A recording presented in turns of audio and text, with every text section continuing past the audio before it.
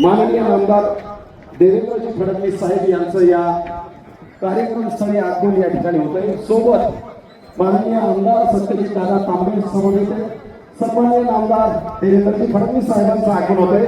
हात वर करून जोरात टाळी वाजवा सगळे। त्यांच्या समेत आदरणीय नामदार राधाकृष्णजी विखे पाटील साहेब, आदरणीय आमदार सत्यजितजी तांबे साहेब, आदरणीय विधान परिषदेवरती ज्यांची नुकतीच नियुक्ती झाली असे आदरणीय आमदार विवेक भैया कोल्हे यांच्या ठिकाणी आगमन झालेलं आहे। या सर्वांचं मनपूर्वक सहर्ष स्वागत। आलेल्या सर्व पाहुण्यांचं स्वागत करतो। सगळे पत्रकार बांधव, फोटोग्राफर सगळ्यांचं स्वागत। शांततेत आपण सगळ्यांनी फोटो छायाचित्रण होत्या।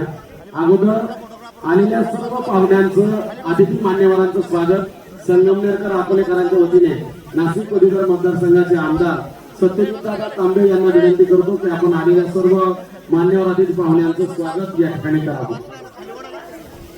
सगळ्यांच्या वतीने स्वागत करतो। त्याचबरोबर त्यांच्यासोबत आपल्या जिल्ह्याचे पालकमंत्री आदरणीय राधाकृष्ण विखे पाटील साहेब, त्या प्रेमापोटी ते आज आपल्या सगळ्यांमध्ये आले। त्यांचं मी पुन्हा एकदा संगमनेर शहरात आणि तालुक्यामध्ये स्वागत करतो आणि सांगतो धन्यवाद।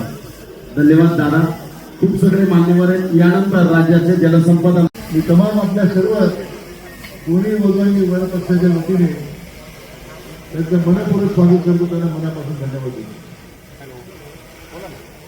आणि अन्मिताने उपस्थित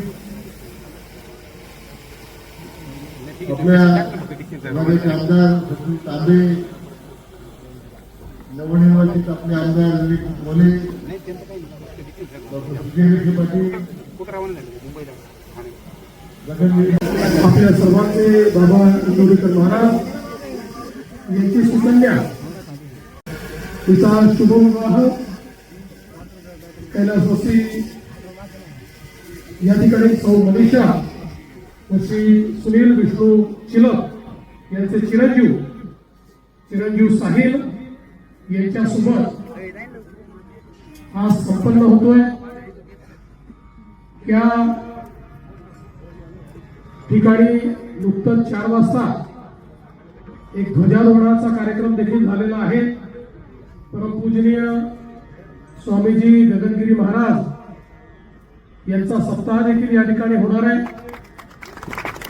कीर्तन देखील होणार आहे आणि कीर्तनानंतर हा विवाह सोहळा या ठिकाणी संपन्न केला जाणार आहे। मला अतिशय आनंद आहे की आम्ही सगळे या सोहळ्यामध्ये या ठिकाणी उपस्थित आहोत। आमचे या जिल्ह्याचे लोकप्रिय पालकमंत्री या ठिकाणी राधाकृष्ण विखे पाटीलजी, डॉक्टर सुजय विखे, त्याचप्रमाणे दोन्ही युवा आमदार अभिजित भैया आणि विवेक भैया या ठिकाणी उपस्थित आहेत आणि सर्व महाराजांवर प्रेम करणारे या ठिकाणी निमंत्रित भगिनी आणि बंधू आपल्या सर्वांचं या विवाह सोहळ्यामध्ये